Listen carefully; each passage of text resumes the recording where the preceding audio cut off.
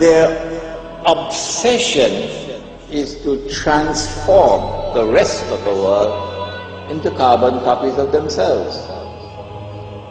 And in order to further this process of transformation of mankind into carbon copies of themselves, they bring to the world something called globalization. The whole world becomes connected. The whole world becomes interconnected. And as the world becomes interconnected, television is used as the master instrument for brainwashing the rest of mankind and causing mankind to become copycats of the West.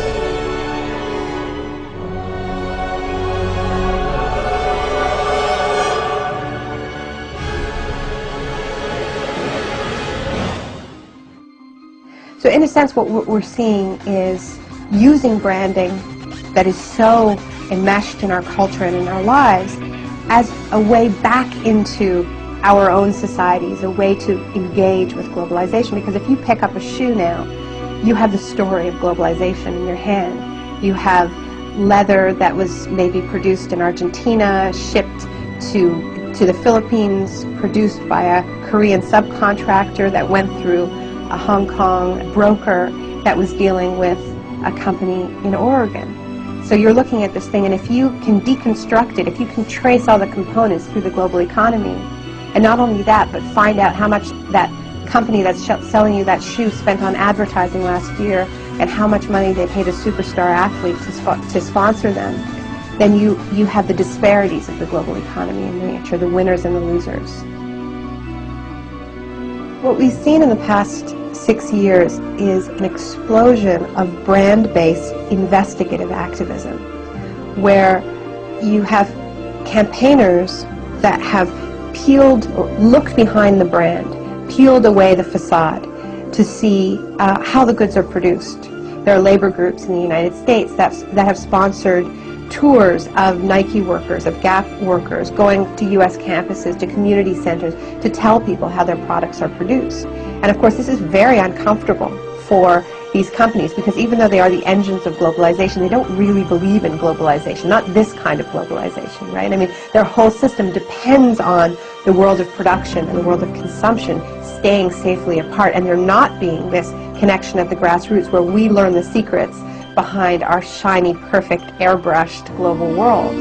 So now these brands have become, in many ways, the most visible targets of globalization, so much so that whenever you see a protest, during a protest, there'll be a line of riot cops guarding the Starbucks, guarding the Gap, guarding the McDonald's. And this strikes me as tremendously symbolic, somehow, that they're guarding the facade, the entry point into the world of globalization. And what this activism is doing is it's putting them together. And it's going to the shiny facade of the brand outside the mall, outside the superstore, and saying, we know how your products are produced. That's what these campaigns do. They make globalization real. They say, it's about the food that you eat, it's about the clothes that you wear, it's about the toys you buy your kids.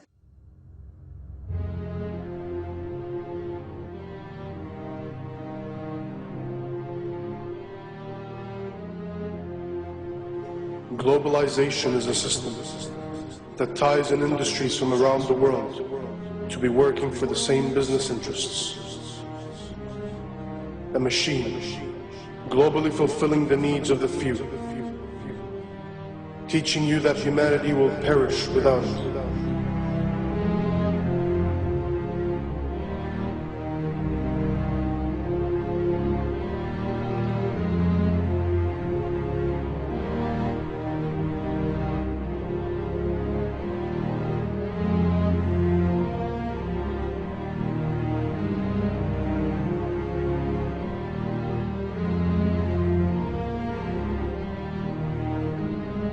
In a globalized world, corporations become living, breathing persons, a modern-day slave master.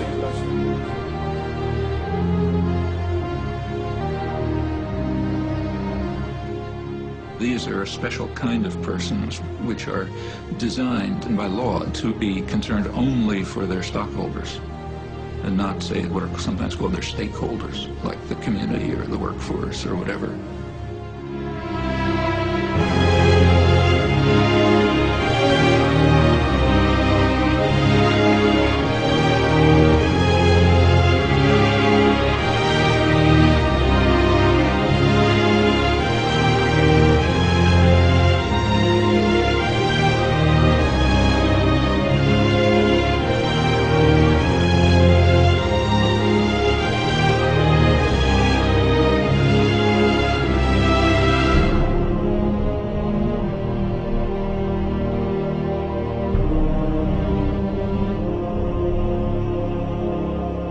We are deceived into believing that without this system, we won't survive.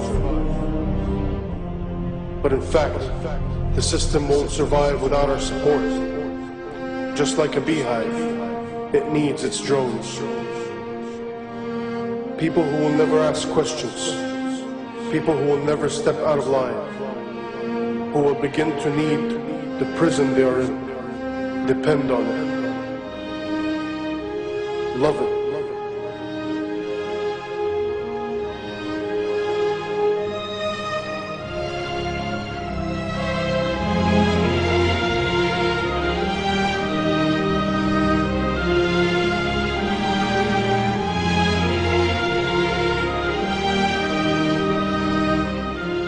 Have we lost our humanity? Have we become the gears of the machine? A machine which only survives by feasting on us, guzzling us up, digesting us, only to excrete out its capital.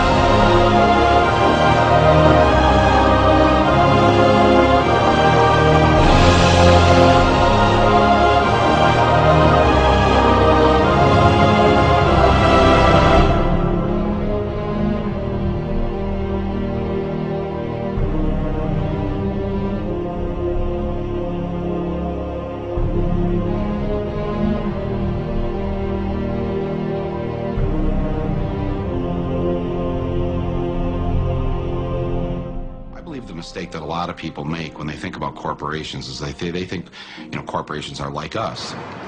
General Electric is a kind old man with lots of stories. Nike. Young. Energetic. Microsoft. Aggressive. McDonald's. Young, outgoing. Monsanto. Immaculately dressed. They think they have feelings, they have politics, they have belief systems. They really only have one thing, the bottom line. How to make as much money as they can in any given quarter. That's it. Of course they make a profit, and it's a good thing. That's the incentive that makes capitalism work, to give us more of the things that we need.